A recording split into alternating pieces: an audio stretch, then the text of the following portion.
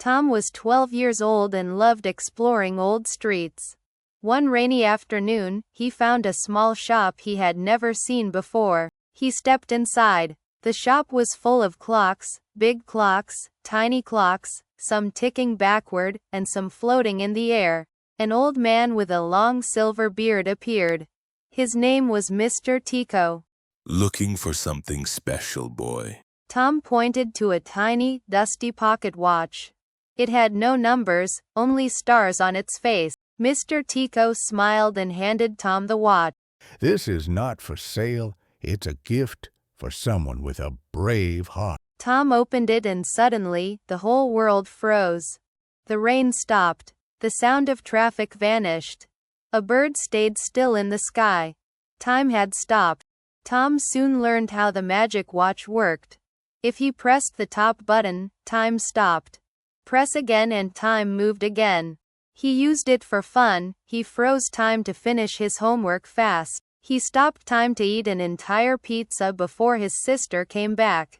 But one day something strange happened. Tom pressed the watch, but this time, it didn't just stop time. It took him to a strange place where everything was too quiet. He saw people frozen forever.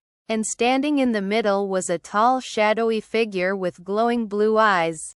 The shadow said, "You used the watch too many times. Now time is broken." The shadow laughed. "Soon all time will stop forever." Tom ran, holding the watch. Suddenly, Mr. Tico appeared beside him. You must go to the center of time.